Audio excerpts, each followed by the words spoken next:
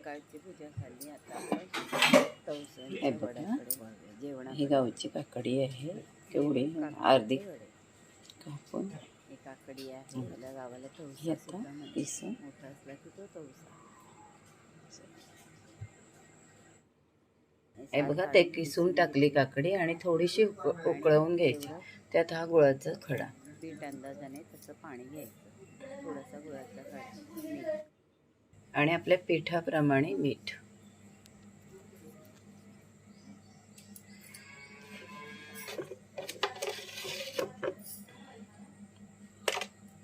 थोडंसं उकळवा. थोडं चण्याचं पीठ, तांदळाचं पीठ, आणि मी हे तुम्हाला बोलली होती थोडं उडदाच्या डाळीचं, थोडं बडीशेप, धणा आणि दालचिनी, 4 काळी मिरी, असं हे एवढं.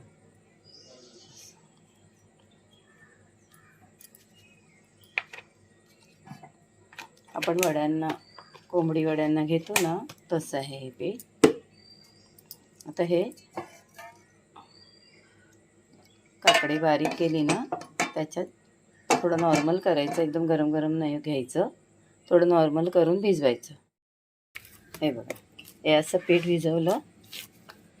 आता कधी हवे तेव्हा वडे करा. अगदीच घाई असेल तर निदान अर्ध्या तासाने तरी करा. हे मी आता दुपारी बनवणार आहे. मी आता सकाळी भिजवलं हे पीठ. हे बघा, आज फ्लावर, वाटाणा, हिरव्या मसाल्यातलं करते.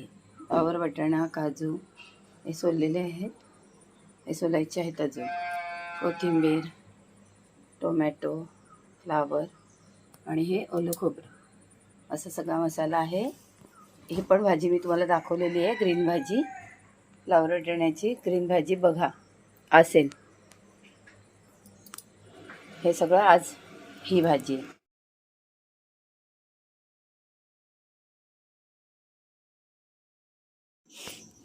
खिरीसोबत वडे खायचे आणि ही भाजी देवाला नैवेद्य, खीरवडे. आता बायका आल्यात. आता बघा, औसा म्हणजे गौरी पूजन चालू झाले. 5-5 बायका, त्यांची 5 सुपं घ्यायची आणि हातावर ना पाणी घ्यायचं आणि त्या सुपांच्या 5 वेळा गोल फिरवायचं. नंतर आधी दूध घ्यायचं, ते 5 वेळा फिरवायचं. नंतर पाणी घ्यायचं, तांदूळ घ्यायचे आणि ते प्रत्येकाच्या हातावर घेऊन ते फिरवायचं. आता ह्या वेळेला पूर्वा होत्या ना, त्यामुळे अगदी काहींच्या म्हणजे पद्धतीत की कुवार ओसा पण होतो. आमच्यात नाही होत, पण काही आहेत आमच्या गावात, त्यांचे कुवार ओसा होतो. आता ह्या मुलीचा कुवार ओसा आहे, म्हणजे लग्नाच्या आधीचा ओसा.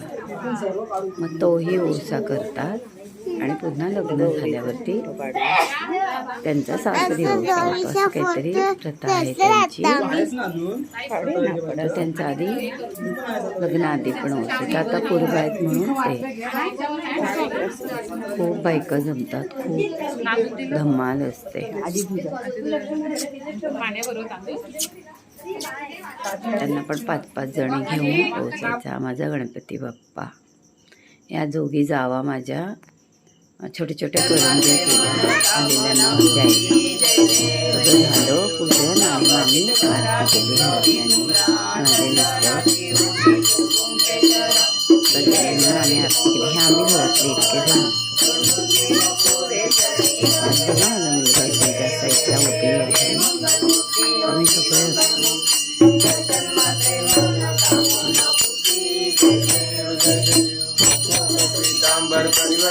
मी आहे स्वतः, आम्ही 10-12 जण असतो आणि माझा नातू ढोलकी वाजवत असतो.